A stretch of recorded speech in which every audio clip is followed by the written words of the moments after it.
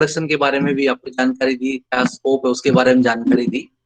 अ, जैसा बताया गया आपको कि हमारे देश में जो मशरूम का सिनेरियो है उसमें by and large button mushroom dominate करती है।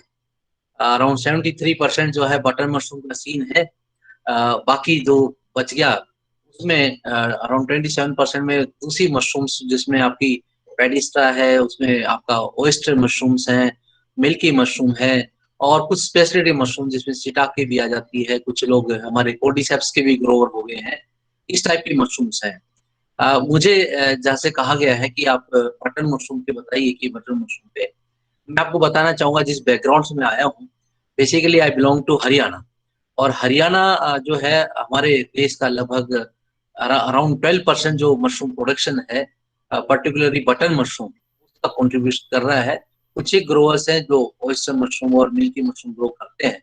यहाँ बटन मशरूम का फैशन है, क्योंकि बटन मशरूम ही जो इनिशियली इंट्रोड्यूस देश में हुई थी, तो उसका प्रभाव जो है सोलन से हमारे यहाँ पे हरियाणा में आया। और हरियाणा के ग्रोअर्स बिकॉज ऑफ लोकेशन जो है दिस एडजेसेंट टू दिल्ली है, मार्केट की अवेलेबिलिटी है, so they have adopted butter mushroom at large. And butter mushroom का भी जो है यहाँ पे 3 मॉडल चल रहे हैं बटर मशरूम प्रोडक्शन के। कि फर्स्ट ये है कि वो लॉन्ग मेथड से कंपोस्ट बनाते हैं और झोपड़ियों में ग्रो करते हैं, विंटर्स में ग्रो करते हैं, सीजनल ग्रोइंग प्रैक्टिस करते हैं। सेकंड मॉडल ये है कि जो ग्रोवर हैं, जो कुछ सालों से ज्यादा ग्रो करने लग गए हैं, यानी कि they have many years to have become to grow mushroom. So I hope doctor साहब people definitely understanding Hindi and English. Sir ji both both Hindi as well as English चलेगी। Okay okay, thank you thank you thank you. तो जो है bye and large जो है first model ये है कि जिसमें 50% कंट्रीब्यूशन लगभग सीजनल ग्रोवर्स का आता है, जो लॉन्ग मेथड से कंपोस्टिंग करते हैं और थैच हाउसेज में प्रोड्यूस करते हैं। सेकंड मॉडल ये है कि जो कुछ ग्रोवर्स पुराने हो गए हैं, they produce their own compost by following short method of composting, यानी कि they have their own pasteurization unit. तो मशरूम का जो कंपोस्ट जो है वो पास्चराइज करके they grow in huts. Second model ये है। थर्ड मॉडल ये है कि जहाँ पर उनके पास अपनी पास्चराइजेशन यूनिट है और अपनी ही प्रोडक्शन के लिए चैम्बर्स है, और उसमें वो फॉलो करते हैं। इस प्रकार का जो है 3 टाइप के मॉडल चल रहे हैं, और तीनों मॉडल जो है उसमें काफी सक्सेस उनका रहता है, और इसीलिए देश का जो मशरूम प्रोडक्शन है उसका लगभग 12% कंट्रीब्यूट करते हैं। तो इस प्रकार का सीन जो है, और ज्यादातर जो है मशरूम जो है बटन मशरूम का प्रोडक्शन करके वो फ्रेश सेल करते हैं। और जो कैनिंग के लिए भी आता है, उसमें भी कुछ ग्रोवर्स हैं जो अपना पहले टाई अप कर लेते हैं। They produce mushroom by seasonal production and they tie up with the canners, और उनको कैनिंग वालों को दे देते हैं, और कैनिंग वाले अपना रेट फिक्स कर लेते हैं थ्रू आउट सीजन, और कुछ अपना रिटेल सेलिंग करते हैं। इस तरह का चलता है। बट जो एसी यूनिट्स हैं जो सराउंड देयर कल्टीवेट करते हैं, अराउंड देयर प्रोडक्शन देते हैं, वो उनका फ्रेश सेल भी है और उनकी अपनी कैनिंग यूनिट भी है, और कुछ एक कैनर्स को भी देते हैं। But they generally give to canners only in the off season, generally in the summers. Winters में जो है उनका भी जो है टाइप जो है रहता है कैनर से। समर्स में जो है वो अपनी रिटेल सेलिंग करते हैं, क्योंकि उस टाइम जो है प्रोडक्शन जो सीजनल ग्रोवर्स उसकी नहीं आती। तो so this is how they are getting their produce sell in the market. इस तरह का सिनेरियो है। बट मुझे पहले डॉक्टर ठाकुर ने अपॉर्चुनिटी दी है, और I have good number of opportunities all over India also. तो इस प्रकार का जो है हरियाणा सरकार ने ऐसा यहाँ पे सिस्टम बनाया, how this come up in a greater way, कि हमारा जो हरियाणा एग्रो इंडस्ट्रीज का ने यूनिट बनाया, from there we produce compost and spawn and training. 3 aspect हम करते रहे, तो इस वजह से जो ग्रोवर्स बने उनको ट्रेनिंग भी मिला और उनको स्पान मिला, कंपोस्ट मिला, तो दे स्टार्टेड ग्रोइंग। एंड उससे काफी जो है ना मशरूम पॉपुलर हो गई है। और इस तरह जो है हमारे यहाँ कई ऐसे ग्रोवर्स हैं जिनकी income not only more than double, but they have thrice or quadrupled their income by growing mushroom. उसमें कई सारे पद्मश्री अवार्डी भी ग्रोवर्स हैं, जिसमें कौन सिंह चौहान भी हैं, उसमें हमारे आपने हरपाल सिंह बाजवा भी इसमें आपका दिया होगा, वो भी ग्रोवर ऐसा है। ऐसे कई सारे ग्रोवर हैं और कई सारे विलेजेज हैं जो कंप्लीटली डेडिकेट मशरूम को हुए हैं सीजनल ग्रो करते हुए।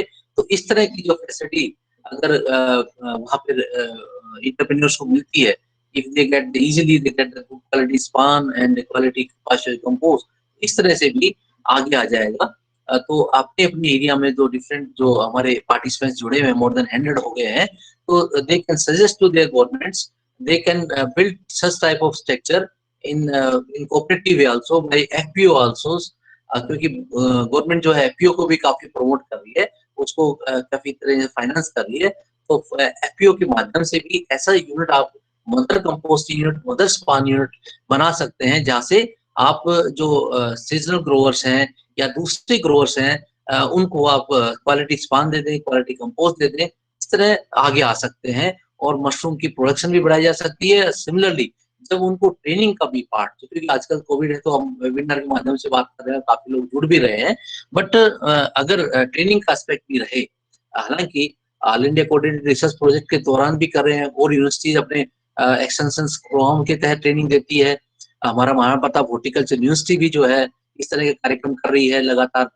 जो हमारा मुस्तर सेंटर है महाराणा प्रताप हॉर्टिकल्चर यूनिवर्सिटी उसको अडॉप्ट कर लिया, मर्ज कर दिया उसके अंदर, तो उसके थ्रू हम राउंड द ईयर जो है ट्रेनिंग के जो प्रोग्राम्स कर रहे हैं। अभी हमने इसके कोविड के दौरान भी around 1400 people they have obtained this knowledge of mushroom through webinars. तो इस प्रकार का काफी अच्छा जो है ना रहता है, तो इस प्रकार के कार्यक्रम चलाएंगे तो definitely we can succeed in spreading information on mushroom. Now I am going to present how to produce compost, मुझे जैसा कहा गया है, एंड उसमें लेटेस्ट टाइम वो जो है एडवांसेस हैं वो भी मैं साथ साथ बताता रहूंगा। तो this is how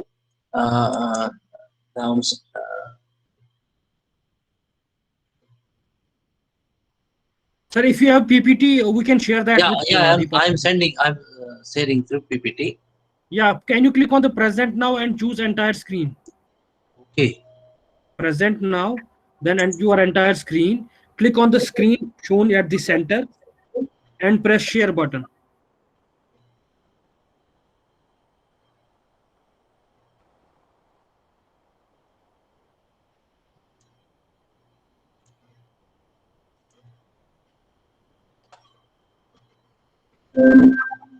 Perfect, sir. Sir, now we need to go to the PPT. Hello.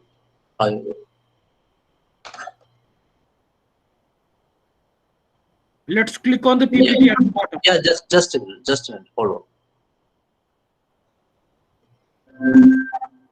Yeah, you got this yes, one? Yes, sir. Okay. Click on the slideshow, sir, at the bottom. Just a minute.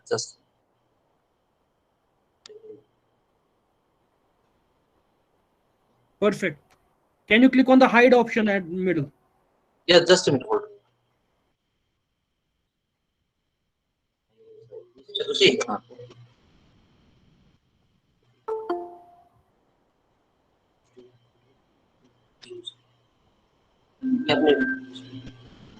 Hide. Yeah, now you are getting? Yes, sir. Okay. Please continue, sir. Friends, thank you. I will be talking on advances in composting for button mushroom production, right? First, I am telling about how to produce by following low-cost technology for button mushroom production. As I have told earlier, that there are. You are getting slides? Hello. Yes, sir. It's perfect. Yes, sir. It's clear, sir. Please go ahead. Okay. It's clear. Friends, जैसे मैंने पहले बताया कि there are 3 ways of our models are being followed in Haryana and also in Punjab and northern belt. Basically, this long method of composting is very much popular. It got popular because we have taken this activity first by this long method of composting. So इसको लोग छोड़ नहीं रहे हैं, long method से काफी खाद बनाते हैं और उसके लिए जो है ऑलमोस्ट जैसे बताया कि 50% जो प्रोडक्शन है हरियाणा की वो लॉन्ग मेथड से कंपोस्ट बनाते हैं उससे आती है। तो लॉन्ग मेथड से क्या है कि इसमें किसी प्रकार का इंफ्रास्ट्रक्चर की आवश्यकता फ्रेंड्स पड़ती नहीं है। Basically no composting yard is required, no pasteurization tunnels phase 1 phase 2 is required. So इसलिए लोग जो है अपना खेत चूज करते हैं ओपन फील्ड जो है जिसमें लैंड इक्वल हो और पर्टिकुलरली जो क्लेई सोइल हो जहाँ पे पानी नीचे ना जो है ना सीपेज हो, ऐसी जगह का चूज करते हैं लो लाइन एरिया की बजाय, और उसको लेवल करके उसके अंदर जो है ना भूसा भी पर्टिकुलरली जो है नॉर्थन इंडिया में प्लेंटी में अवेलेबल रहता है, बट साइमल्टेनियसली जो है ना पेडिस्टा भी काफी पॉपुलर हो गया है। और इस तरह जो है पेडिस्टा को यूज करके सिमिलरली जो स्टबल्स को यूज करके जीरो वेस्ट जो है ना उसका यूटिलाइजेशन जो है जीरो वेस्ट जनरेशन उन्होंने यहाँ के ग्रोअर्स ने फार्मर्स ने किया है कि किस तरह जो है ना जो एग्रीकल्चर वेस्ट को प्रॉपर्ली यूज किया जा सकता है, कंप्लीटली रिसाइकल किया जा सकता है। They have shown this thing. तो बेसिकली जो है बीज का जैसे आप देख रहे हैं जो मशरूम का जो सीजनल ग्रोवर्स हैं ये जनरली स्टार्ट करते हैं सितंबर अक्टूबर में। At that time the waste जो है ना उस तरह अवेलेबल नहीं होता फील्ड से डायरेक्ट लेने। जनरली आप जानते हैं कि वेस्टा जो है मार्च एंड और अप्रैल में मिलता है खेत से। तो ये जो सितंबर अक्टूबर में स्टार्ट करते हैं तो कोई स्टोर जो है ना स्टोरेज से आपको लेना पड़ेगा। तो जो ग्रोअर्स हैं जनरली अपना अप्रैल में जो है मार्च अप्रैल में जो अपना हार्वेस्ट करते हैं और जो वेस्टा बनाते हैं उसको इस तरह के जो है स्ट्रक्चर बना के स्टोर कर लेते हैं। और फिर जो सीजन जब सितंबर में स्टार्ट करते हैं then they open this type of coop, इसको कूप बोलते हैं हमारी। ये बेसिकली जो ऊपर से पेडिस्ट्रा से ढका हुआ रहता है, अंदर जो है कवर्ड है, इसके अंदर कोई वाटर की जो है ना एंट्रेंस नहीं हो पाती और अच्छा जो है ना भूसा स्टोर कर लेते हैं, उसमें ओपन करते हैं। और साइमल्टेनियसली जो सितंबर अक्टूबर में जो हमारा पेडिस्ट्रा भी जो है ना अक्टूबर में नवंबर में मिलना स्टार्ट हो जाता है। तो फर्स्ट जो कंपोस्टिंग करते हैं वो विस्टा से कर लेते हैं, फिर जो है पेडिस्ट्रा की जो है जो पैडी की क्रॉप राइपन हो जाती है तो उसकी हार्वेस्टिंग करते हैं अक्टूबर नवंबर में। तो उस समय जो है ना ये सेकंड जो कंपोस्टिंग करते हैं या सेकंड जो लोट लगाते हैं वो पेडिस्ट्रा के लगाते हैं। पेडिस्ट्रा को इस तरह के जो सेफ कटर से जो है चॉप करके यूज करते हैं और मैनुअली जो है इसकी टर्निंग्स करते हैं। इस तरह की जो है जिसको कहते हैं कि बड़े बड़े साइज का मोटा भूसा काटते हैं। Basically this spry is not good for this kettles. तो बड़ा जो है उसका यूज करते हैं, बड़ा काटते हैं ताकि मैक्सिमम सरफेस एरिया उसके लिए मिल जाए। इस तरह जो है ओपन फील्ड में डालते हैं और स्प्रेड करते हैं और स्प्रेड करके इसको जो है आप देख रहे हैं कि किस तरह खेत में जो है this is the open composting yard of the seasonal growers. तो इस तरह जो उसको फैला के और फिर जो है इसको वेट करते हैं। वेट करने के लिए नजदीकी ट्यूबवेल का जो सोर्स होता है उससे पंपिंग करते हैं इसके ऊपर अच्छी तरह और कंप्लीटली इसको वेट करते हैं। वेट करने के बाद जो है इस तरह का जो है पेडिस्ट्रा है वो पहले वीस्टा था और जो है ना इस तरह जाके वेट करने के उपरांत जो है और उसके ऊपर जो है they put the chicken manure, put the wheat bran, they put the urea, all this things जो है ना कंप्लीटली यूनिफॉर्मली स्प्रेड कर देते हैं और यूनिफॉर्मली स्प्रेड करके जो है ना उसकी टर्निंग्स करते हैं। और टर्निंग फर्स्ट जो टर्निंग करते हैं लगभग जो इसमें 3 to 4 डेज जो है ना इनको इस तैयारी में लग जाते हैं। तो बल्क स्केल के ऊपर पूरा ही जो है खेत में पूरा भूसा फैला लिया तो काफी मात्रा में जो है ना कंपोस्ट एक ही लोड में बना लेते हैं और कई सारे सेट्स के लिए इसके लिए क्वांटिटी तैयार हो जाती है।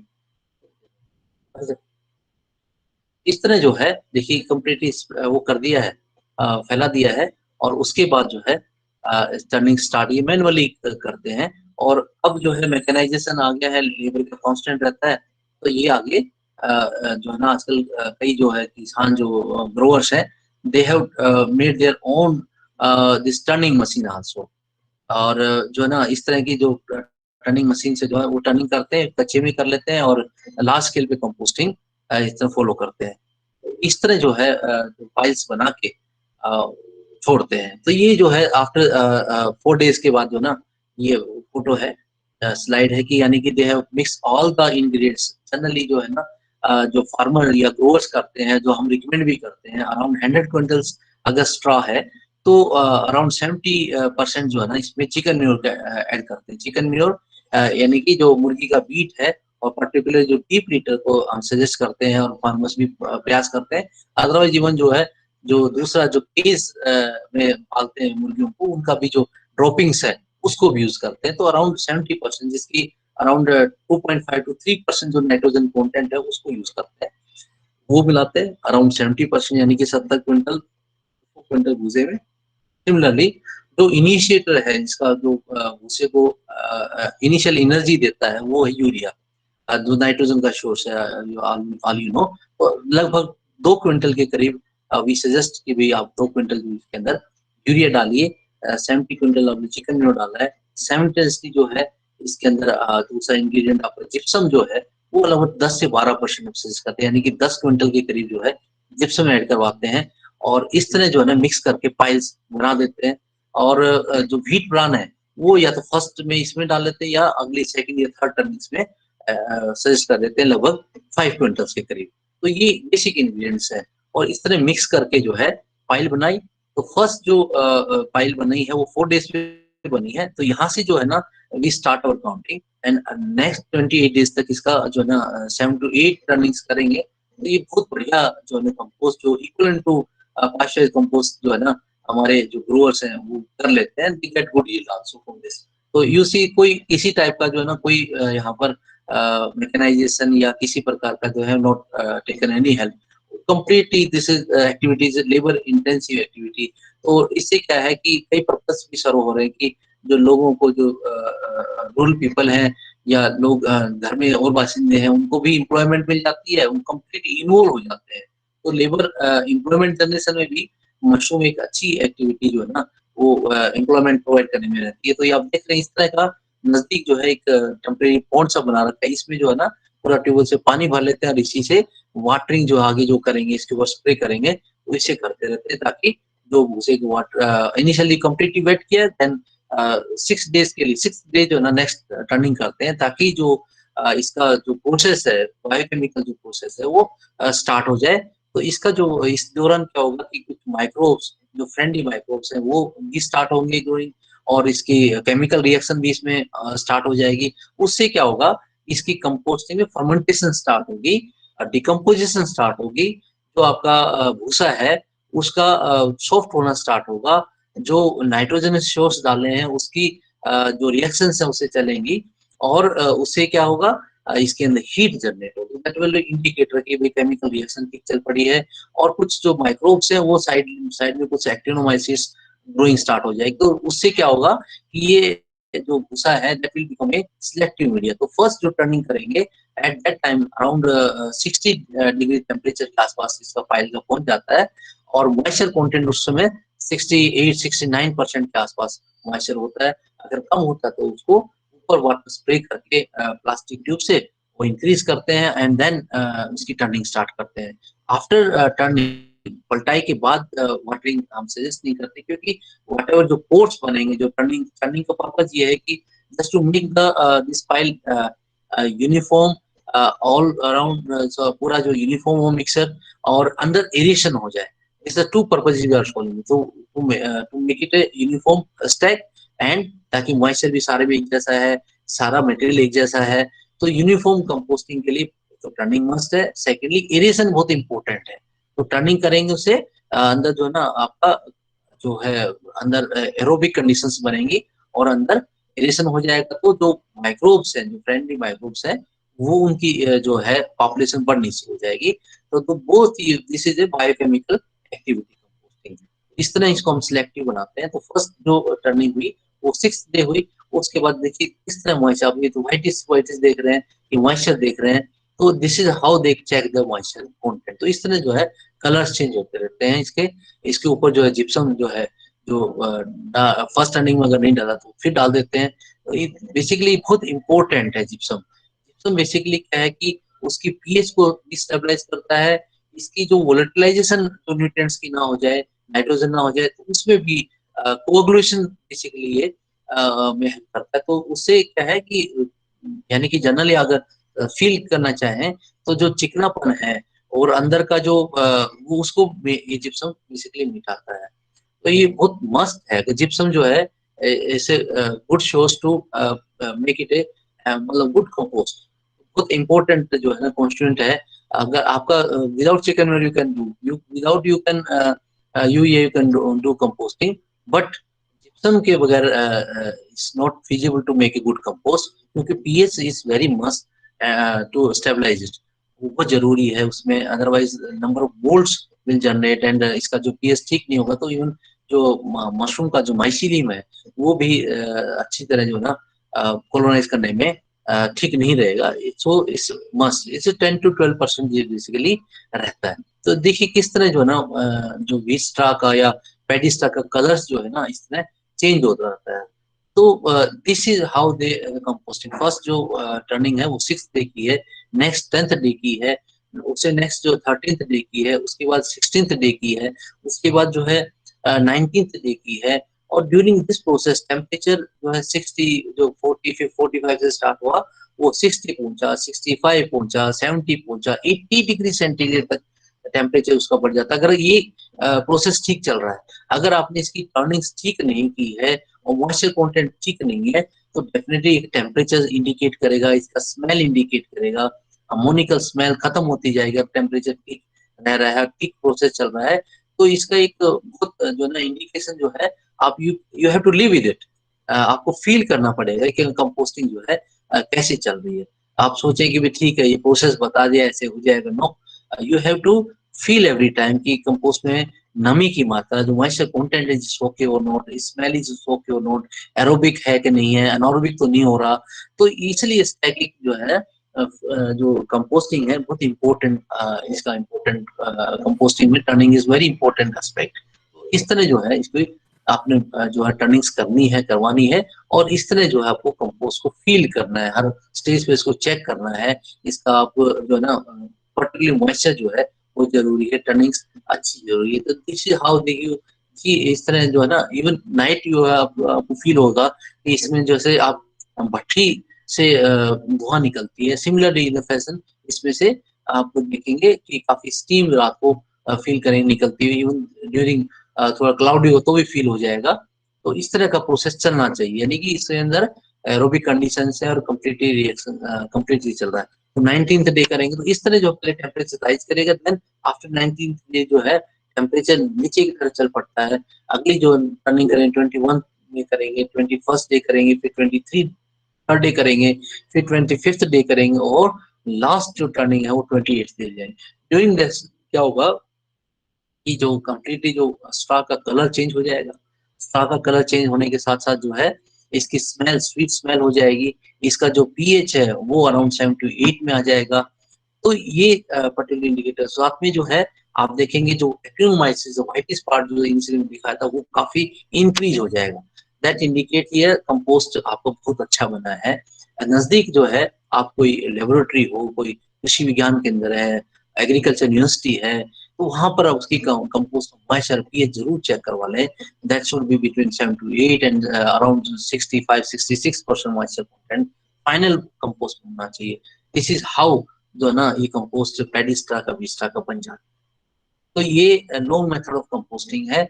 और साइमल्टेनियसली जो है ना जो फार्मर है वो अपने दूसरे अपने भाइयों के साथ लग के लेबर के साथ लग के साइड में हम जो इस तरह की हैच हाउस देख रहे हैं उसकी भी तैयारी करते हैं, साथ में टीसिंग मिट्टी की भी तैयारी कर रहे होते हैं। कई 3 जो है ना लॉन्ग मेथड जो कंपोस्टिंग है उसमें ये साइमल्टेनियसली 3 एक्टिविटी भी चलती रहती है, ताकि जब कंपोस्ट तैयार हो जाए तो बिजाई भी कर सकें।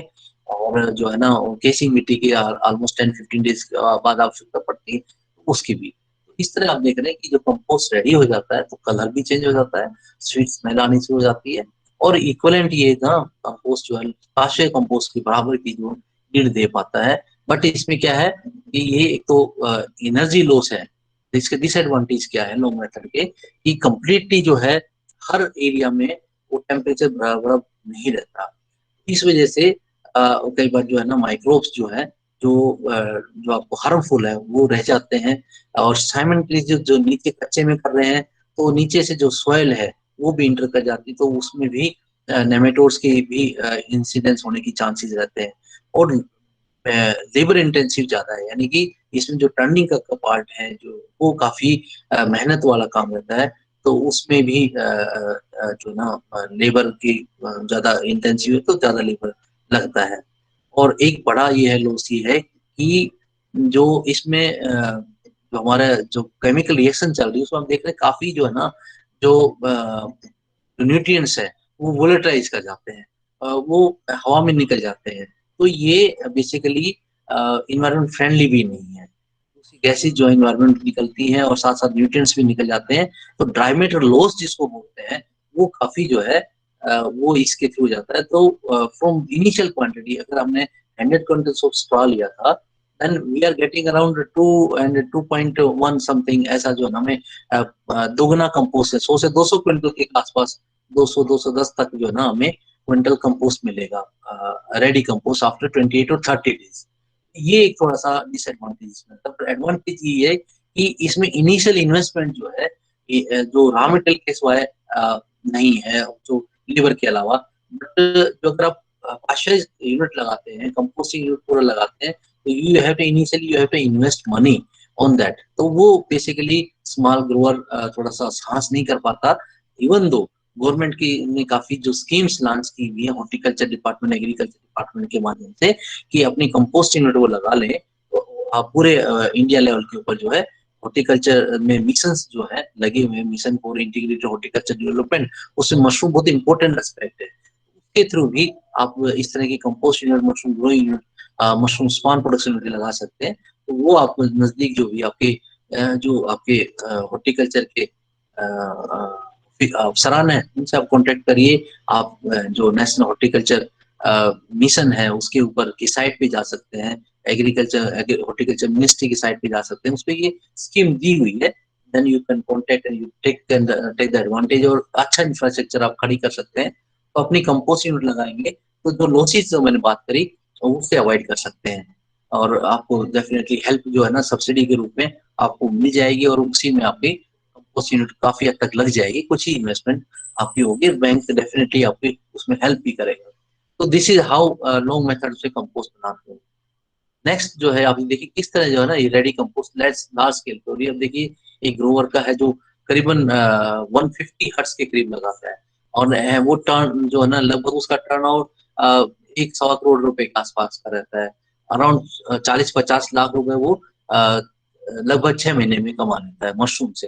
तो बड़े स्केल पे भी छोटे स्केल पे भी एक हट जो इस प्रकार की है उसकी tentative with compost with spawn all inputs and lever सब कुछ लगा के लगभग 1.25 लाख रुपए की ये कोस्ट करती है एक हट जो है। तो और लगभग ये आपको 2-2.25 लाख रुपए की मशरूम अगर ऑन एवरेज 70-80 रुपए किलो मशरूम मिलती है, लगभग 2-2.5 टन मशरूम पैदा कर लेते हैं। तो ये इतना रिटर्न आपको दे देता है, 2-2.5 लाख रुपए की मशरूम दी जाती है। तो लगभग जो है 50 से 60 हजार रुपए ऑन एन एवरेज इसे लॉन्ग मेथड्स कंपोस्ट बना के ग्रो करने से बचा। तो आगे भी बात करेंगे। तो दिस इज हाउ जो है ना लॉन्ग मेथड से कंपोस्ट होती है। और इस तरह की जो है आप देख रहे हैं सब ये सब सीजनल ग्रोवर्स है, थैच हाउसेस सब बना के और इस तरह कंपोस्ट करके करते हैं। अब देखिए देश में जो है मैंने जैसे बताया कि 73% जो है ना बटन मशरूम प्रोडक्शन है, और सीजनल ग्रोवर्स जो है पर्टिकुलरली नॉर्थ इंडिया में ही जो स्टेट्स हैं जो जिसमें आपका पर्टिकुलरली पंजाब, हरियाणा, राजस्थान और उत्तर प्रदेश और बिहार, और जो आपका कुछ क्षेत्रों मध्य प्रदेश में भी प्रैक्टिस करने लगे, राजस्थान में करने लगे। तो यहाँ तक तो सीमित है, विंटर्स में जनरली कर लेते हैं, और काफी क्लस्टर जो है ना डेवलप हुए and all started from Haryana, क्योंकि हरियाणा के जो किसान मैं इस मौके पे मास्टर जगदेव का नाम लेना नहीं भूलूंगा। मास्टर जगदेव जो हमारे ये सोनीपत डिस्ट्रिक्ट के रहे, बेसिकली टीचर रहे प्रोफेशन से, उन्होंने ट्रेनिंग मशरूम की से हमारे जो राष्ट्रीय केंद्र है वहां से ली, और उसके बाद उन्होंने अपने गांव में स्टार्ट किया, और सीइंग इज बिलीविंग करके जो ना लोगों ने उसका देखा वो ग्रो कर रहे हैं। तो उस तरह पूरा के पूरे गांव से गांव अगले गांव ऐसे फैलती की टेक्नोलॉजी, और कुछ रोल जो है ना हरियाणा गवर्नमेंट का जो हमारा मुस्तल का सेंटर है उसने भी प्ले किया, कि वहां से जो भी नीड्स रही, स्पॉन की नीड रही, कंपोस्ट की नीड रही, जो टेक्निकल बैकअप की नीड रही, वो सब यहाँ से मुस्तल सेंटर से मिला। तो इसलिए बाय एंड लार्ज जो ना हरियाणा और पर्टिकुलरली सोनीपत पानीपत जो डिस्ट्रिक्ट्स हैं जो एडजॉइनिंग टू दिल्ली है, नेशनल हाईवे पे हैं, वो काफी बिग स्केल पे जो ना मशरूम कंपोस्टिंग करते हैं, ग्रो करते हैं, और काफी लाभ कर लेते हैं। बट जो क्रेज बढ़ा इससे मशरूम का जो खाने की जो प्रचलन बढ़ गया, क्योंकि पहले आप देखते हैं हालांकि हमारे मेरे प्रीडियसर्स ने बताया कि mushroom consumption on an average हमारे देश की बहुत कम है, बट फिर भी जो दिल्ली के आसपास का जो क्षेत्र है, दिल्ली जैसे जो मेट्रोपॉलिटन सिटीज है, उसमें मशरूम कंजम्पशन काफी बढ़ी है और उससे हमारे ग्रोअर्स को काफी एडवांटेज हुआ है कि उनको एक अच्छा एक अल्टरनेटिव बिजनेस भी मिल गया है, काफी ग्रोअर है। मैं आपको बताऊं हरियाणा जैसे छोटे से स्टेट में there are 90 units small mushroom जो राउंड द ईयर कल्टीवेट कर रहे हैं। वो कहाँ से आया? Basically they started initially from this thatch houses, low cost कम में छोटे स्केल पे एक दो साइड लगा के कुछ अपने कमरों में उगा के ऐसे करके किया, छोटे जो अबंडेंट प्लेसेस थे वहां से ग्रो किया और फिर उन्होंने देखा कि मशरूम का अच्छा मार्केट है, then they go switch on to controlled environment units. इस तरह की यूनिट्स जो है ना हमारे 90 यूनिट्स जो है ना हरियाणा में बेसिकली आ गई है और उसमें हमारे हॉर्टिकल्चर एग्रीकल्चर डिपार्टमेंट यूनिवर्सिटी जो हमारी हॉर्टिकल्चर यूनिवर्सिटी अभी बनी है, हरियाणा एग्रीकल्चर यूनिवर्सिटी का काफी कंट्रीब्यूशन रहा, उससे पूरा जो टेक्निकल बैकअप मिलता रहा और हरियाणा एग्रो इंडस्ट्रीज का जो हैक सेंटर रहा, हैक के नाम से जानते हैं, जैसे agro research and development centre now that has been merged with the horticulture university, उसका काफी रोल रहा। तो इस तरह जो है ना जो ना round the year cultivation dry, उसमें कैसे मशरूम कंपोस्ट प्रैक्टिस करते हैं उसके बारे में आपको आगे बता रहा हूँ। जनरली उसमें sort method indoor composting follow करते हैं। वर्ल्ड ओवर जो है जो बटन मशरूम की ग्रोइंग कर रहे हैं वो इंडोर कंपोस्टिंग को फॉलो करने लगे हैं, जिसको हम सोर्ट मेथड कंपोस्टिंग से भी थोड़ा सा मिला लेते हैं। इंडोर कंपोस्टिंग कंप्लीटली जो है इंडोर ही रहती है, यानी कि फेज 1 फेज 2 इसी में रहती है, उसी में ही कर लेते हैं। बट सोर्ट मेथड में कंपोस्टिंग में क्या है कि कुछ पार्ट जो है हम इनिशियली स्टैक्स में करते हैं, देन आफ्टर 3-4 टर्निंग्स जो है ना उसको हम फेज 2 में डाल देते हैं, पास्चराइज कर देते हैं। दिस इज सम छोटा सा डिफरेंस, ज्यादा नहीं है, you can understand. This is basically compost को पास्चराइज करते हैं। और इसका एडवांटेज क्या है? इसका advantage sort method composting indoor composting का, एक तो इन्वायरमेंट फ्रेंडली है, नंबर 2 ये क्या है कि इसमें जो इनिशियल जो अपना बीज स्ट्रा या पेडी स्ट्रा या और भी एरिया में जैसे जहाँ मस्टर्ड स्ट्रा है, जहाँ पे शुगर केन बगाज है और जो भी एग्रीकल्चर बेस, सबसे मशरूम कंपोस्टिंग की कर अच्छा कंपोस्ट बना देते हैं। साउथ में जाता हूँ तो काफी शुगर केन बगाज का यूज करते हैं, व्हीट स्ट्रा पेडी स्ट्रा यूज करते हैं। ऐसे ही मध्य प्रदेश वाली बेल्ट है, वहां पर राजस्थान वाली बेल्ट है, मस्टर्ड स्ट्रा काफी यूज करते हैं। जहाँ पे सोयाबीन की बेल्ट है तो वहां पे सोयाबीन का वेस्ट यूज कर रहे हैं।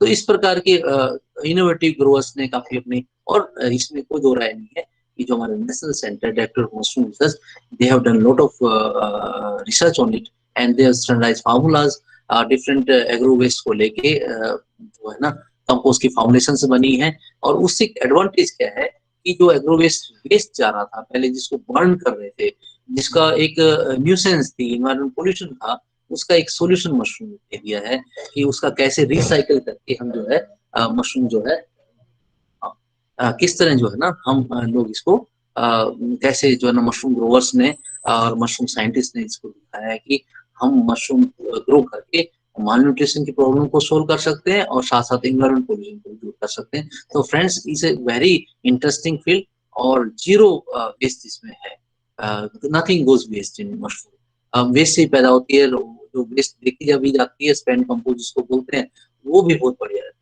है। वो भी एक खेत के लिए, एग्रीकल्चर फील्ड के लिए it's good source of carbon. और वो जो है ना बहुत बढ़िया जो है ना मशरूम जो एग्रीकल्चर प्रोड्यूस क्रॉप्स का अच्छा प्रोडक्शन मिलता है। साइमल्टेनियसली जो लैंडस्केपिंग में भी बहुत अच्छा, लॉन्स वगैरह के लिए, जो नर्सरी रेजिंग के लिए बहुत अच्छा अल्टरनेटिव। तो जो मैं बात कर रहा था कि how they do sort method of composting और इंडोर कंपोस्टिंग, बेसिकली उसमें ये चाहिए जो आपको लॉन्ग मेथड में नहीं रिक्वायरमेंट थी, यानी कि you have to have a privating area, पक्का प्रिवेटिंग एरिया, सीमेंटेड पूरा चाहिए। इसी तरह आपको जो भूसा स्टोर करना पड़ेगा, क्योंकि आपको डे बाय डे रोजाना हफ्ते से रोज आपको बीस का ये कम्युनिटी चाहिए, तो आपको स्टोरेज की भी एरिया चाहिए। और फिर उसमें फेज 1 के लिए बंकर 1, बंकर 2, बंकर 3 दे रखे हैं।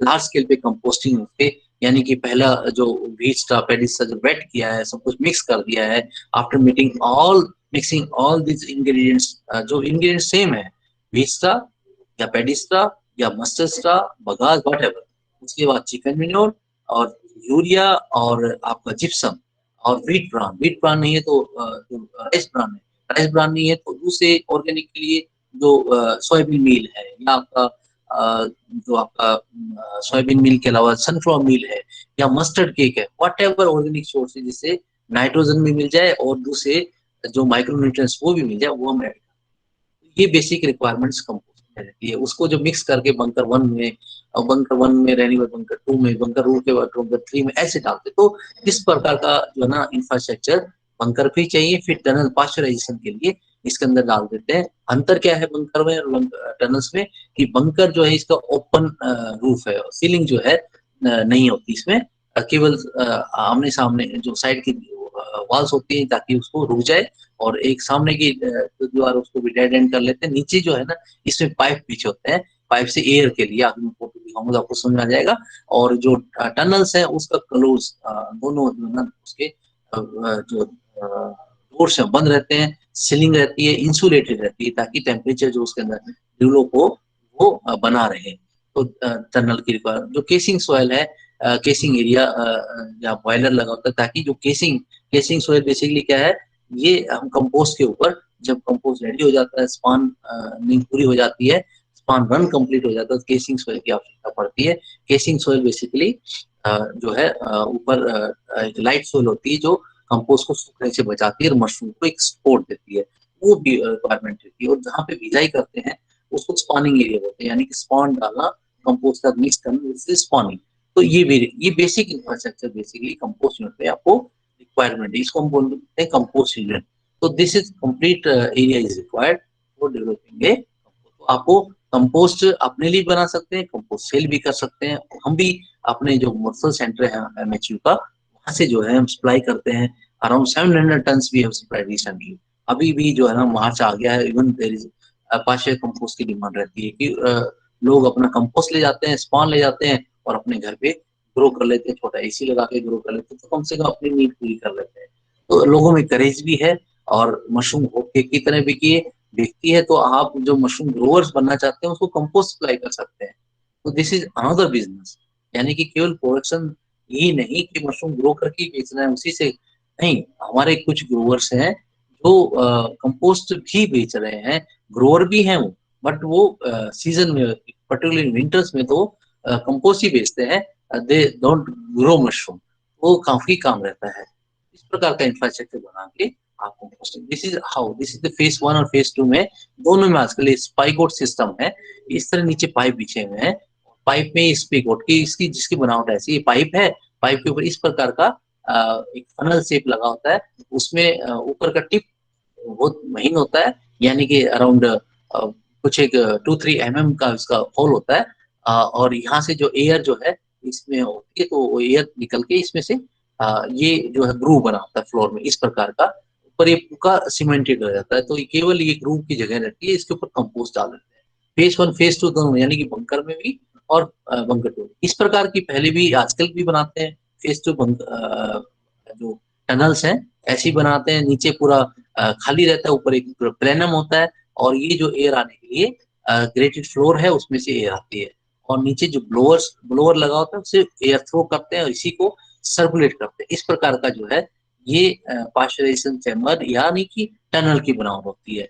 और टनल में आजकल ऐसा फैशन है, टनल में भी बंकर में भी इस तरह डालते हैं। और ये मेन हुड जो है एक मेन पाइप से जुड़ा होता है, बड़ा पाइप होता है, उसमें एयर इंजेक्ट कर देते तो वो एयर जो है डिस्ट्रीब्यूटेड में आगे पाइप जो लगे हुए इनमें जो चली जाती है और ऊपर से ये आगे डेड एंड है, ऊपर हवा निकलती है कंपोस्ट। तो इस तरह की जो है बनावट रहती है टनल्स के और बंकर्स की।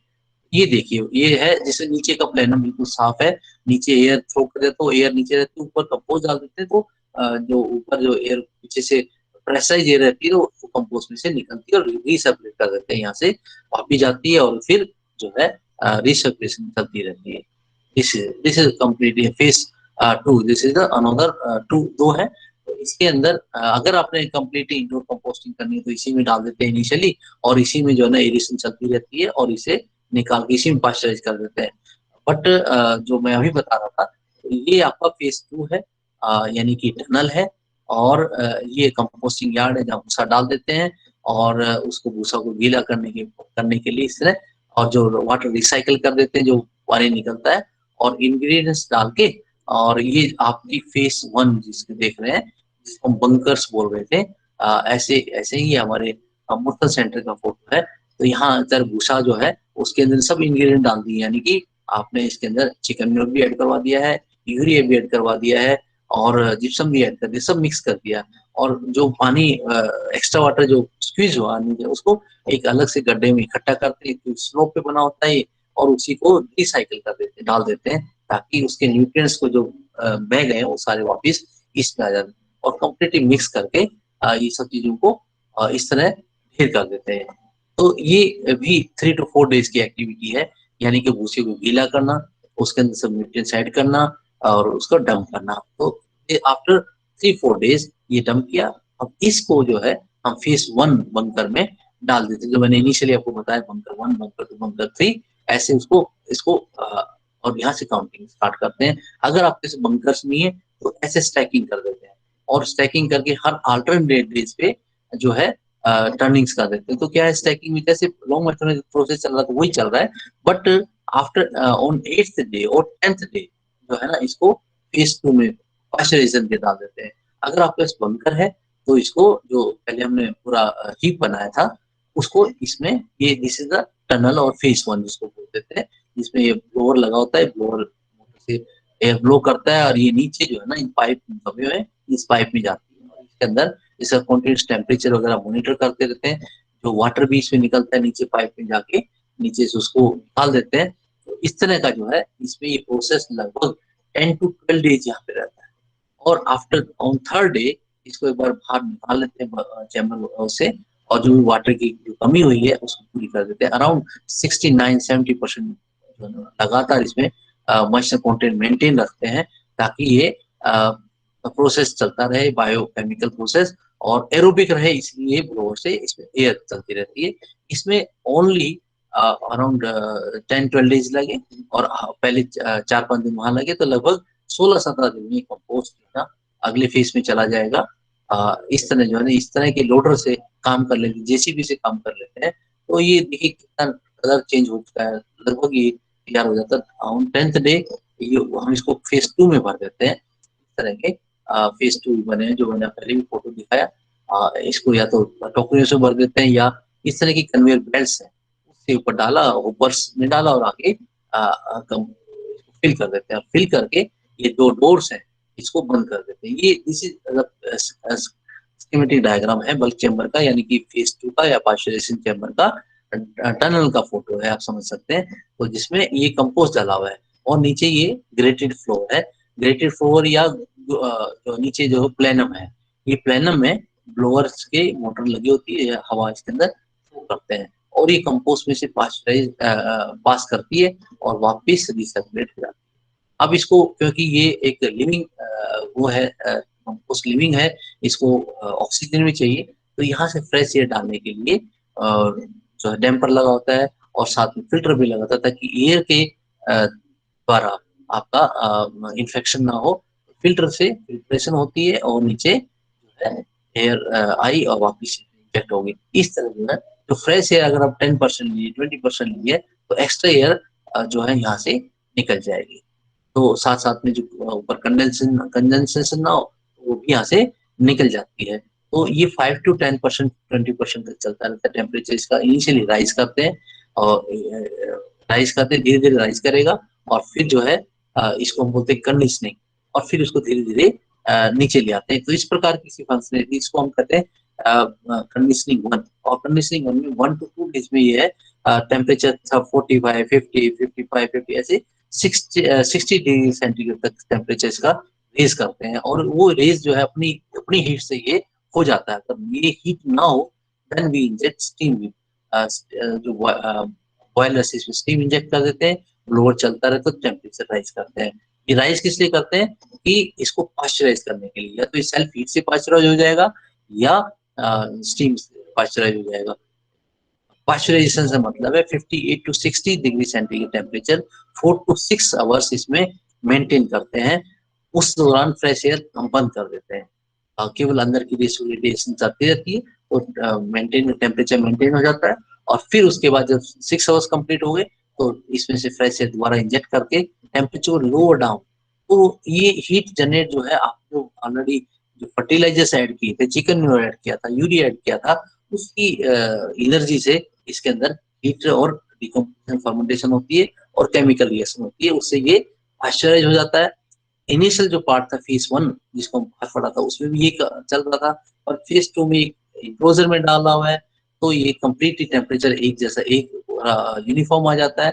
हर पार्ट में टेम्परेचर 60 डिग्री पहुंचता है, तो उससे अनवांटेड जो फंजाई है, जो हार्मफुल फंजाई है, बैक्टीरिया है, वो इसमें खत्म हो जाते हैं और केवल जो थर्मोफिलिक फंजाई है, मेसोफिलिक फंजाई है, वो उस टेम्परेचर को सहन करती है और उसके अंदर रहती हैं। That is a source of protein for mushroom mycelium.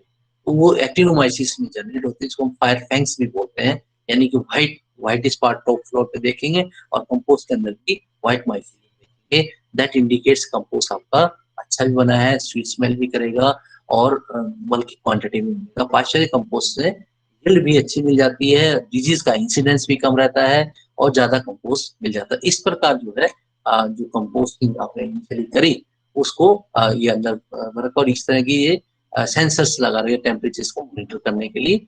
और ये देखिए after 6th day 7th day कितना देखिए कंपोस्ट कंप्लीटली ऐसा you will not get in no method compost. Completely जो है ना इसके ऊपर ये एक्टिनोमाइसिस ग्रो कर गए हैं, that will show protein for mushroom, और इसी से जो है ना मशरूम फंगस जो है ना कॉलोनाइज करेगा और इसी से लेके इसको आपको फ्रूटिंग स्टेज में जाएगा। तो दिस इज हाउ जो है ना ये कंपोस्ट बन।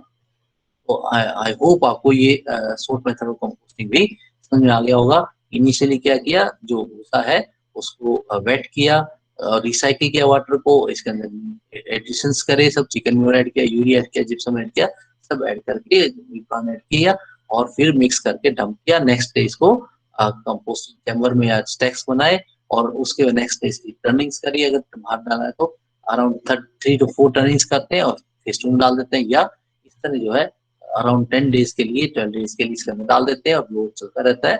ये कंटिन्यूस ऑफ एंड ऑन होता रहता है ताकि इसको जो ऑक्सीजन होती रहे और एरोबिक रहे।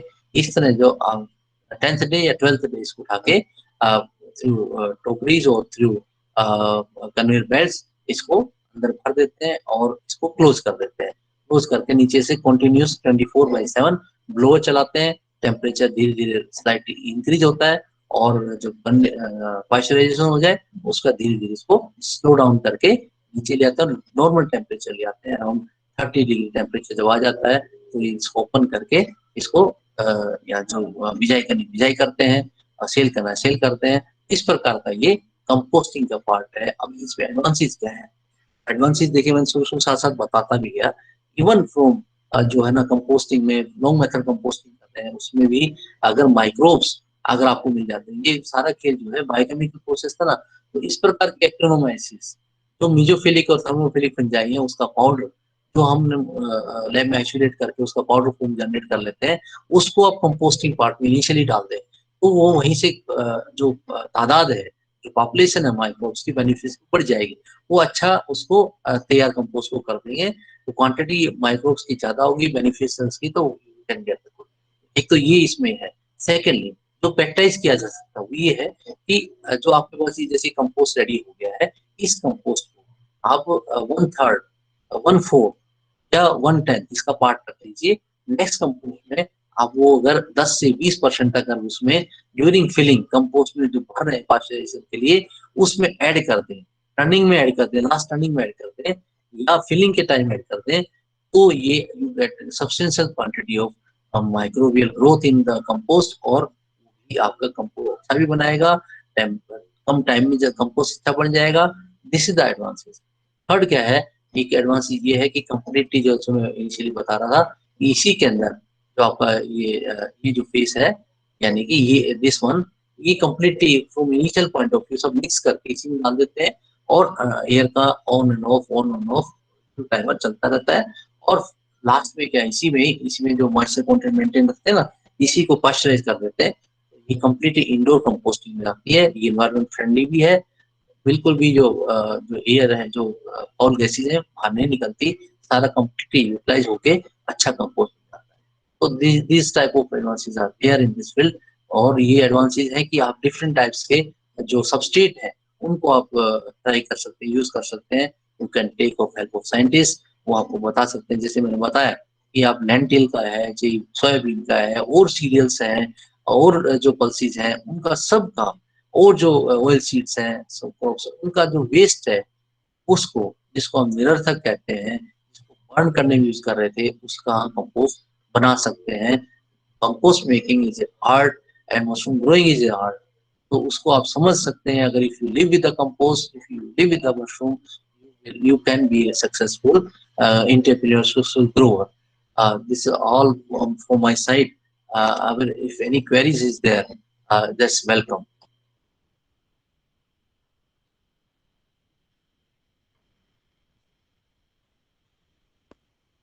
Sir,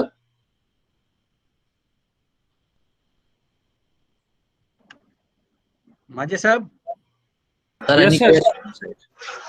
you can invite Yeah. the participants to raise their questions, queries. Okay, sir.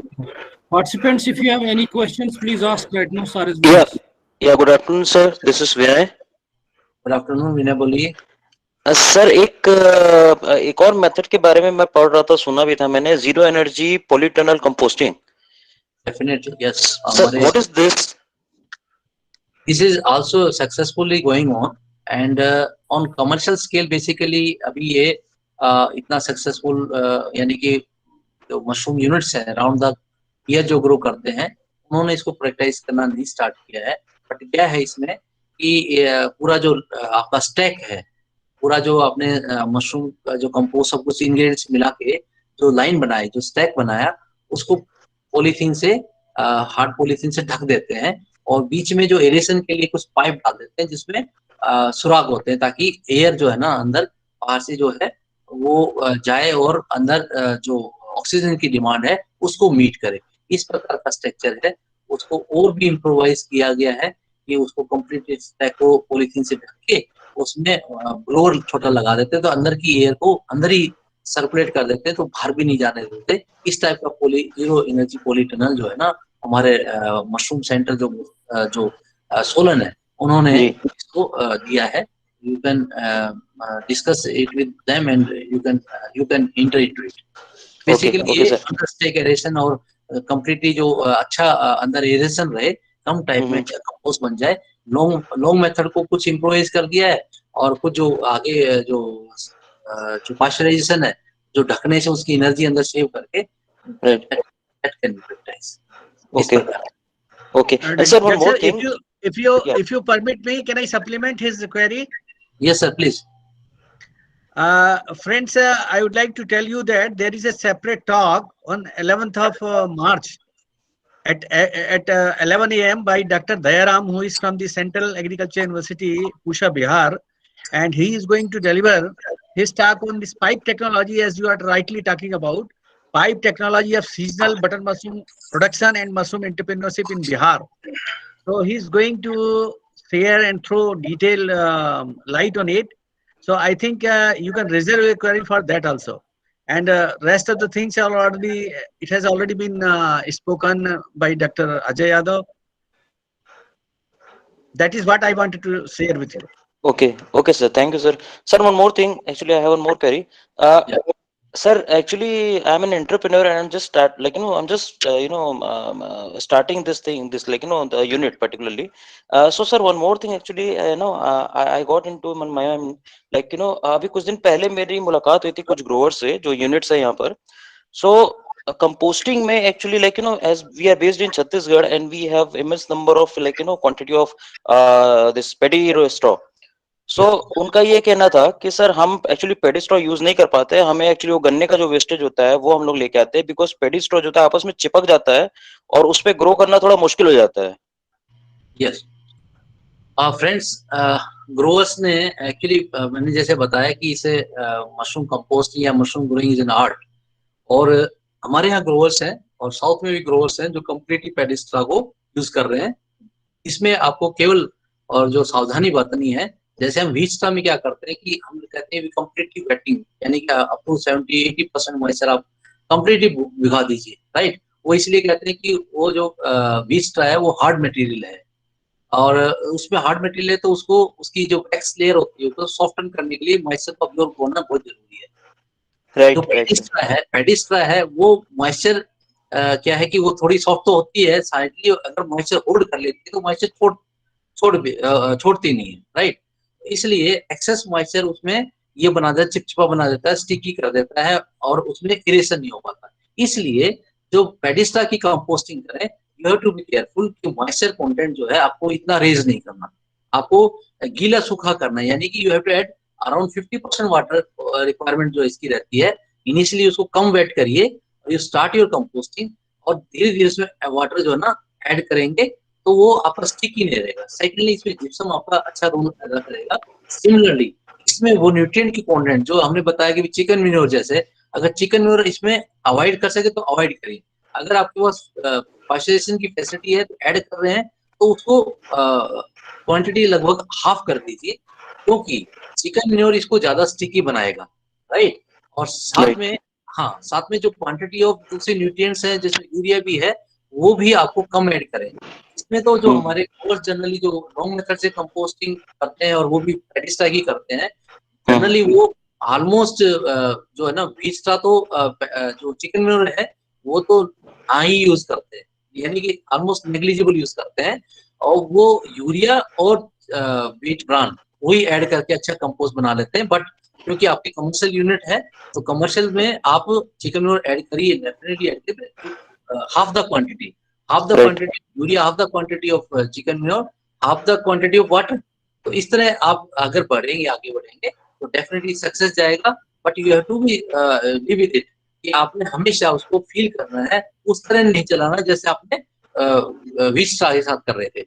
Similarly same condition is with जो ना जो आपका बगाज है उसमें भी आपको पर्टिकुलर रहना पड़ेगा कि इनिशियली उसको सॉफ्ट करने के लिए आपको कम मॉइस्चर से you have to generate the heat with the chicken minor and other ingredients. Moisture content कम रखना पड़ेगा।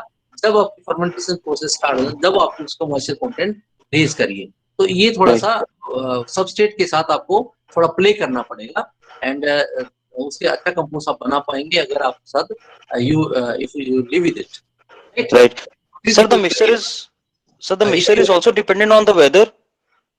या डेफिनेटली, जैसे आपके जब बरसात का टाइम होता है तो आपको मॉइस्चर में पर्टिकुलर रहना पड़ेगा, कम पानी डालना पड़ेगा, क्योंकि उसमें ऑपरेशन इतनी नहीं हो पाती।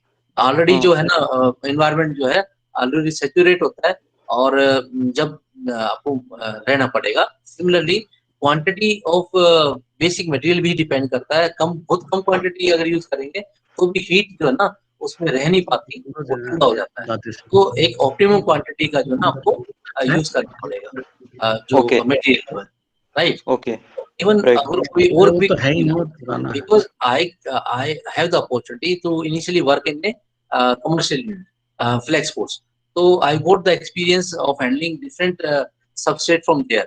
They were using this bagasse as well as this Padistra and this one this Wheatstra. So कोई query हो तो definitely करिए, और मैं even presently I am also working on compost. We are supplying compost, so we play with it, and we are supplying good quantity of compost and good quality compost. Right. Sir, one more thing, last question actually for the day. Sir the thing is, आपने जैसे कहा कि जो आपका compost तैयार होता है उसका 10% 20% आप रख के जो नया आप कंपोस्टिंग तैयार करते हैं, you can mix it with that. Yes. So sir, suppose like my first composting was like made from suppose paddy straw, and the next compost is like I'm making from the wheat straw. Okay. So will it affect that the base material also? Like अगर मान लीजिए wheat की अपना paddy straw की जगह wheat straw use कर रहा हूँ मैं next time. Yes. Vinay, is very good question. Basically we suggest also to the growers कि आप अगर आपको जैसे आपने बताया कि पेडिस्ट्रा में प्रॉब्लम आती है, अगर आप पेडिस्ट्रा प्लस व्हीटस्ट्रा दोनों को 75-25 यानी कि 75 अगर आप पेडिस्ट्रा कर लेते हैं, 25% व्हीटस्ट्रा ऐड कर देते हैं, then it will also work good. 50-50 करेंगे तो भी अच्छा काम करेगा। वो जो उसकी कमी है, यानी कि अगर एक्सेस मॉइस्चर हो गया है तो आपका हिस्सा उसको ऑब्जर्व करके एक अच्छा बना देगा। सम्मिलितली जो एक्सचेंज ऑफ एयर है जो वो भी अच्छा रहेगा, जो पोरोसिटी है वो बनी रहेगी, वो जो आपका अंदर आपस में चिपचिपापन है वो भी कम होगा। तो कोई इश्यू नहीं है, आप शुरू इनिशियली भी कर सकते हैं एडिशन, दोनों कॉस्ट रिडक्शन के लिए भी, और जो लास्ट में ऐड करना है वो इसलिए ऐड करवाते हैं, जो इनोकुलम है एक्टिनोमाइसिस का, जो मैंने आपको दिखाया ना व्हाइट व्हाइट सा जो है, वो Yeah, इनोकुलम, बेसिकली वो इनोकुलम ऐड करने का है।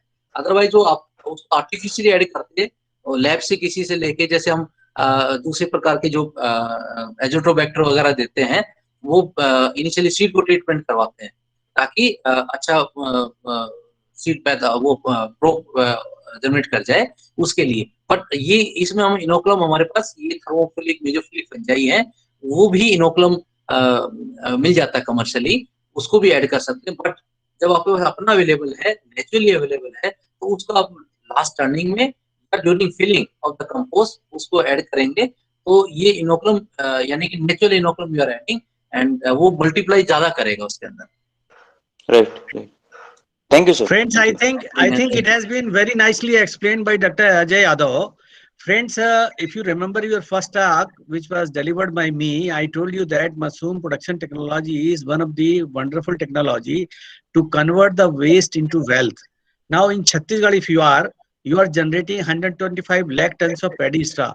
And my dear friends, I would like to emphasize on this that you can standardize the formula. There are several formulations available, but you cannot say that you will not utilize paddy straw. You see, you have paddy straw during monsoon season, you have paddy straw during the winter season, you have paddy straw which is generated out of paddy cultivation during summer season. So you have a lot of paddy straw which is easily available, and this cheap straw you have to make use of. You have to make use of this straw, then only your unit will be profitable. Otherwise, if you go on purchasing the wheat straw from elsewhere, definitely your margin profit will be less. So what I mean Right, to sir. say is that do something to standardize the formulae. And I think Dr. Ajay Yadav has very well explained it. How to minimize the greasiness in the paddy straw, how to minimize the percentage of the moisture content so that your compost become good quality compost. So you have to practice, you have to involve your own experience in it. It is Right, not sir. like that you will not use paddy straw. I think paddy straw must be used, but say for example he has said that 25% of wheat straw if you add, I think it is going to be a wonderful quality of compost, I tell you. So one of the major idea behind this mushroom production technology is it is the technology to convert the waste into wealth. That has to be kept in the mind also. Okay. Right, sir. Thank you, sir. Namaskar, sir. I am Satyajit Mahapatra, speaking from Jharkhand, welcome. and I am basically a seasonal grower. Okay Used to cultivate mushroom round the year according to the temperature. Okay Okay. We used to do composting by two methods. First is long method, and second is JDPT, zero energy polytunnel technique. Good good, very good. Okay. I have a few queries regarding the long method. Okay. My first question is that about chicken manure. It should be old or new. If new, then up to how much months within how much months it should be used from the taken out from the poultry farm. Okay.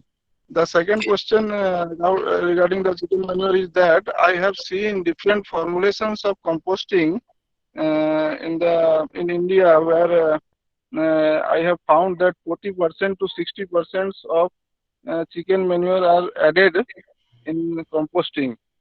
And but today, as told in the session, could be up 70%. Yeah.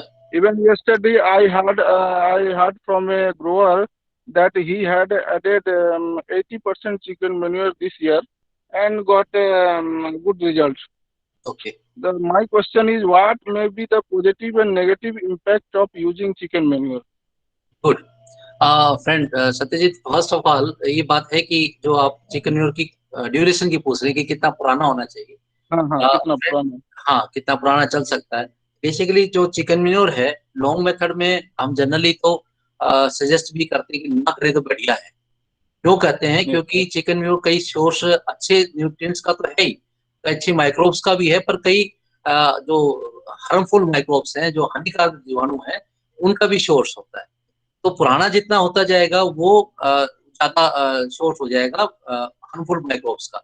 इसलिए पुराना avoid करते हैं, इसलिए कहते हैं पुराना avoid करने, otherwise कोई इश्यू नहीं है। साथ साथ उसमें जो हमें न्यूट्रिएंट मिलने वाले हैं पुराने से, वो कम होते जाते हैं विद टाइम, वो निकल जाते हैं। आप देखेंगे जितना ढेर पड़ा होता है वो ठंडा होता जाता है टाइम के साथ। इसलिए जस्ट न्यूट्रिएंट, एक तो स्टेटस ठीक रहे, सेकेंडली जो माइक्रोब्स है उसका क्यों इश्यू रहता है, इसलिए हम पुराना को अवॉइड करने के लिए कहते हैं। सेकेंडली ये भी अवॉइड इसलिए भी कह रहे हैं लॉन्ग मेथड में कि वो हार्मफुल माइक्रोब्स का रहता है। पर फिर भी जो ग्रोवर्स हैं लॉन्ग मेथड में यूज कर रहे हैं और गेटिंग सब्सटेंशियल यील्ड आल्सो, अच्छा पैदावार भी लेते हैं। पर यही ध्यान रखिए कि उसको अच्छा उसके अंदर स्टेटस रहे, यानी कि हीट अच्छी रहे, और साथ में जितना पुराना कम हो वो अच्छा रहेगा, राइट। अब हाँ, क्वांटिटी की बात देखिए, कंपोस्ट में जो कमर्शियल ग्रोवर्स हैं, जो पाश्चराइज करते हैं, वो इवन 70, 60, 70, 80% तक यूज करते हैं, बाकी न्यूट्रिएंट्स को छोड़ देते हैं।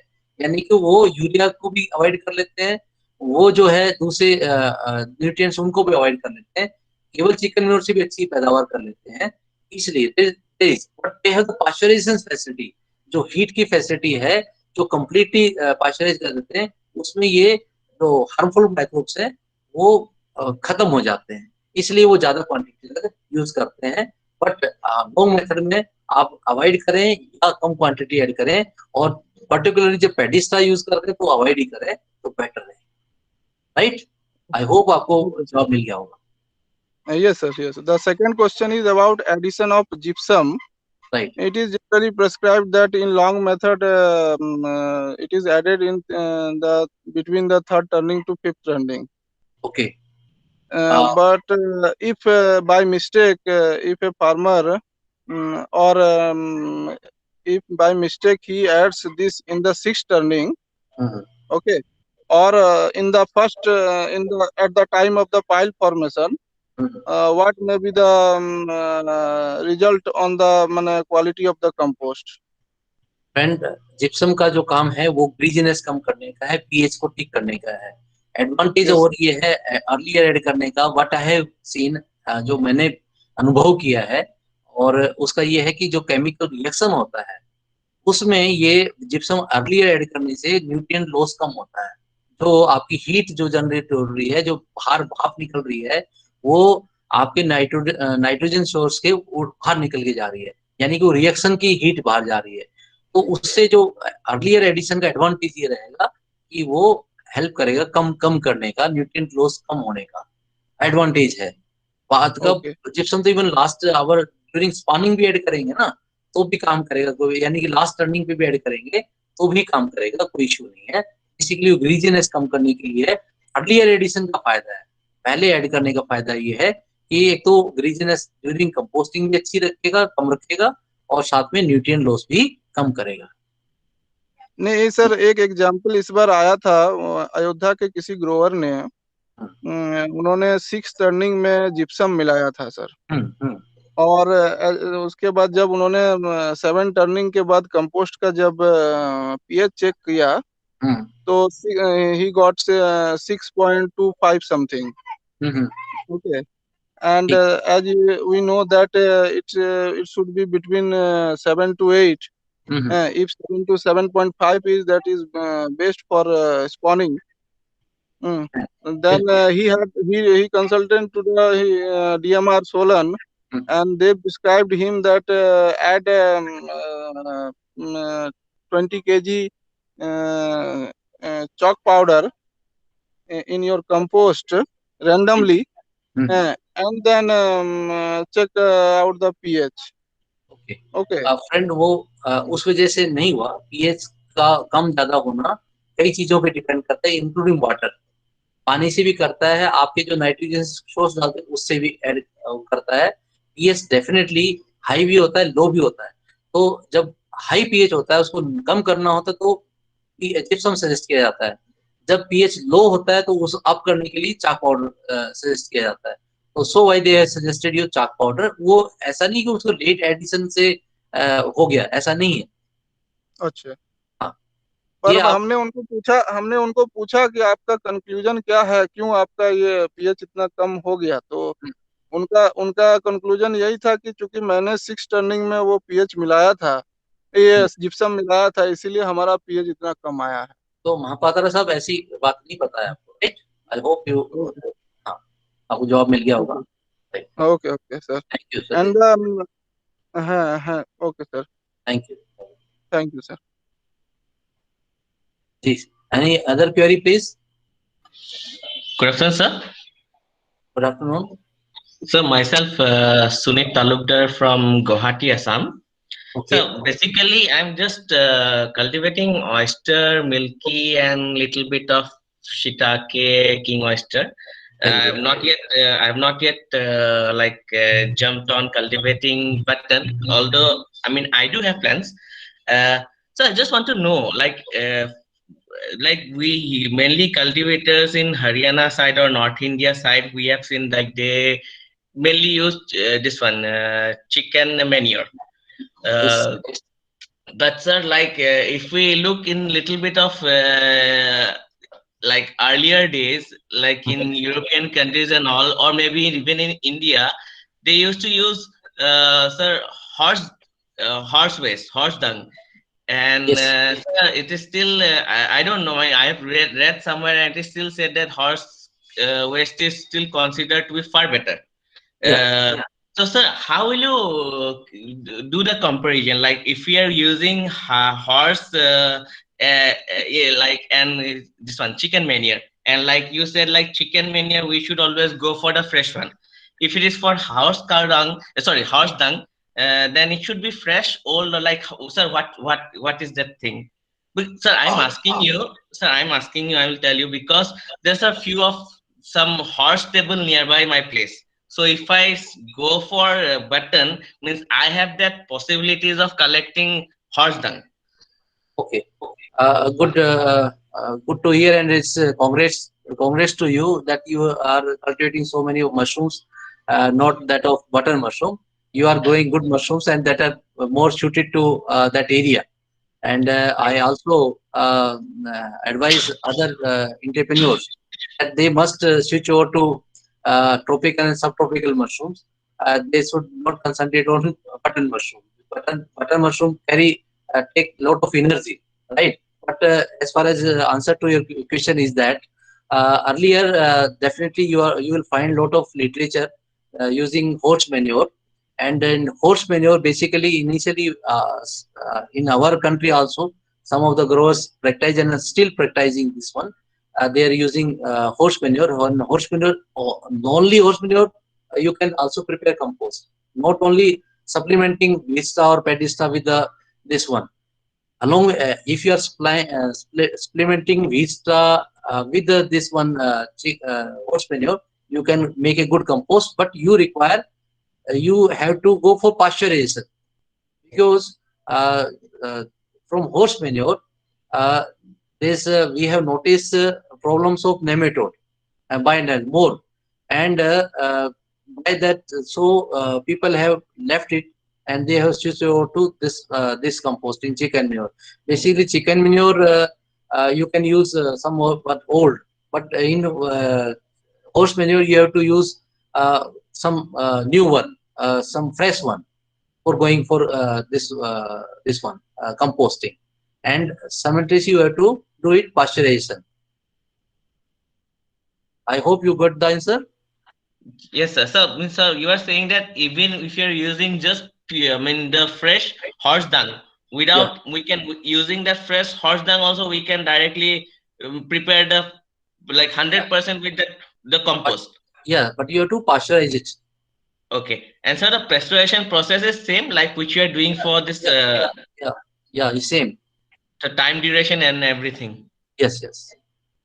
Okay, and so what is the biological efficiency if we compare just the pure horse waste with the presently compost which people are preparing?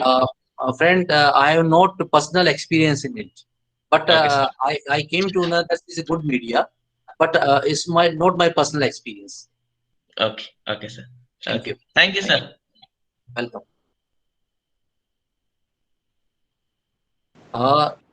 So I hope everybody got the answer. Maji Sahab? Yes, sir. Yes, sir. Any Yes. further queries? Then otherwise we have gone over our allotted slot of time. Any queries? Good afternoon, sir. May I ask a question, sir? Yeah. Sure, sure. Good afternoon, sir. I am Dr. Pooja from Beti Mushrooms, Indore, sir. Sir, thank you for so much informative and enlightening lecture. Sir, I wanted to know that as you told that to keep some of the compost, ready compost in which actinomycetes have been grown. So is there any possibility like we culture those fungi in lab and then later on it can be added directly through the media? So any contamination possibility will be there if direct PDA or NAM is added, like thermophilic microorganisms and actinomycetes, if it is isolated separately and they're added directly on the compost, will it lead to contamination? No. There are a lot of research work that has been done on it, and spores of these actinomycetes and these has been added, and there's a lot of work on it. Number of thermophilic and mesophilic fungi has been isolated, and that's available in the powder form. Okay, so sir, the way waste decomposer has been developed, some kind Yeah, of yeah, this formulation can also be developed in the dehydrated form yeah, as well. yeah. It can be added further in Yes, that. yes. There is provision. There is provision. They are being sprayed on it on the Vista and Pedestra. That is being done. That Okay, is okay, that is there. okay. Work is there. Okay, and sir, one more query was there. Yep. In this winter, sir, we had done this ZDPT method. We got very good results. But now I wanted to get your advice whether it will be suitable for going through this technique in during this season, like if we plan with AC and all for a small scale grower. Yeah, ZDPT is successful. Yeah, definitely you will get the good result because it is enhancing the aeration, and aeration is the key. When you are getting good air in the heap, definitely lot of actinomycetes is generated. What is the purpose of turning? Turning is same thing. Yeah, You are adding air into it, yeah. right? Making the process aerobic. So ZDPT is a aerobic process, and you are utilizing the heat into it. Uh, uh, the extra heat, extra energy is not going out of the heat. So energy is being utilized and with air. So this is under stake aeration. This is a phase one process. No issue. You can get the good compost. My question was related to this season. Like in this season, also we will get the same results as we got in winter while making this. Definitely you will get the good yield. Definitely you will get the yield. Okay, okay. Thanks a lot, sir. Thanks a lot. Welcome.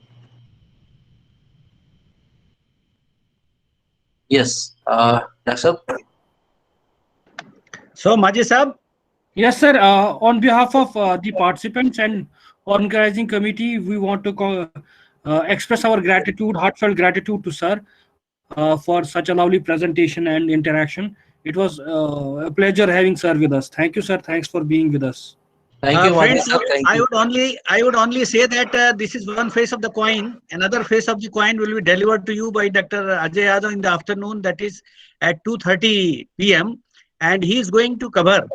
See, you have right now you have prepared the substrate for button mushroom, but how to go button mushroom maintaining all the environmental conditions, I think, and how you can maintain and establish a commercially viable unit and how it functions, everything will be taught to you by Dr. Yadav in the afternoon today itself. So I request you all to kindly join at 2:30 sharp.